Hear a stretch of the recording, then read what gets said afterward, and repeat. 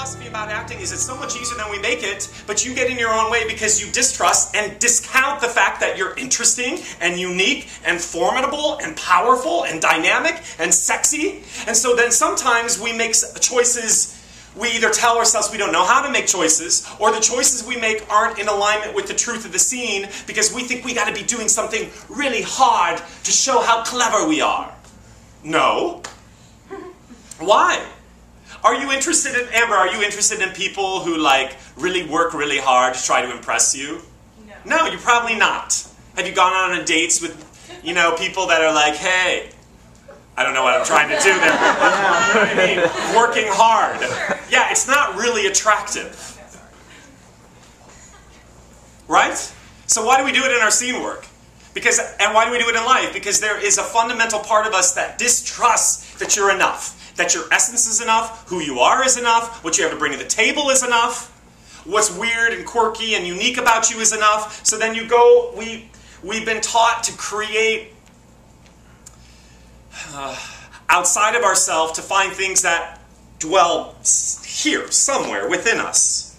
So what would happen if you just started trusting that the simplest way of responding, the simplest way of making a choice and going for it is going to be enough? It's your way. It will be enough. But you have to do it committedly and totally and fully. That idea about ideas, playing ideas, I think also leads to this thing of, well, let's say you're really going for a big feeling, and you're concerned that, oh, it's going to read the same way. Corey, when you get upset about something in life, does it stay the same? No. There are like gradations of like stuff happening within a big chunk of feeling. And the person who's experiencing the other end of that is experiencing those things. So I think part of what you have to trust is that the emotional river of who we are as human beings is vast and full.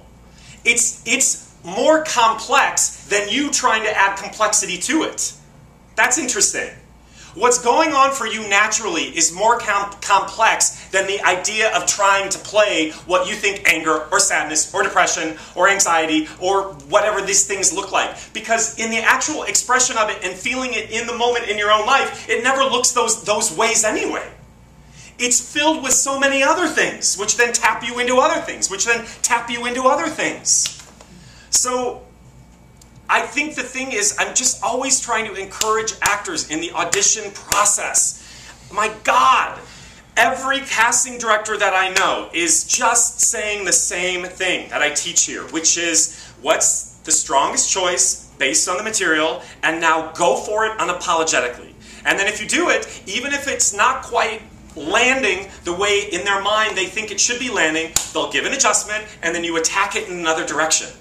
But that requires a great sense of ballsy going for it.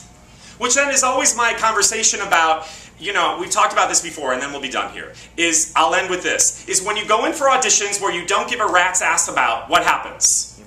You book them. Because you're not attached to the way it looks, you're not attached to ideas, you're not attached to the perception of what somebody is, how somebody is perceiving you. Is it too much? Is it too this? Is it too that? Will they like me? You don't give a f***.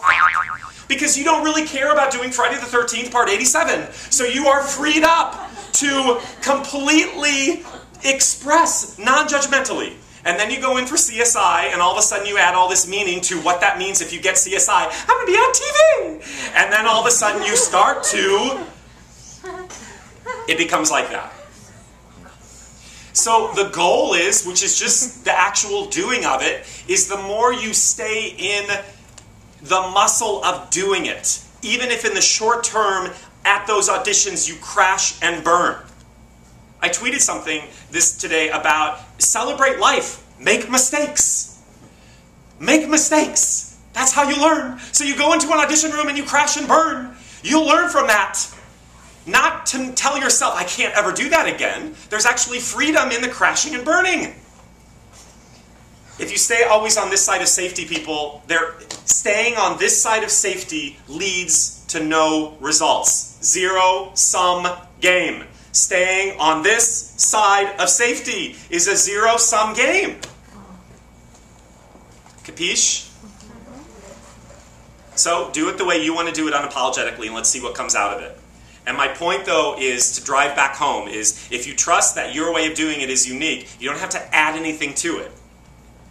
That is a lifelong exploration of who we are as human beings, because I don't think we ever fully trust that we're enough. You're enough, you're enough, you're enough, you're enough, you're enough, you're enough, you are enough, you are enough, you are enough, you are enough. Everybody in this room is enough. And I think just my saying that just now, I think we're all filled with, I am. Why am I so scared? I'm enough. I don't need a casting director to validate that I'm enough. I know I'm enough. Yeah, somebody's crying. Look, everybody's looking, who? Because it speaks to the core of who you are. You don't need a director to validate who you are. You are enough. And anyway, that person can't do it anyway. You're going to get the job, and then you're going to realize, it's not validating me. It's not. Because then we want more. And then you get on American Horror Story. And what happens? You want more. That's okay to want more. But if you're looking at it for the validation of that thing that you have to validate within yourself, you're looking at it out here, it's going to be, you're constantly going to be racing or chasing your own tail. Also equals a zero-sum game.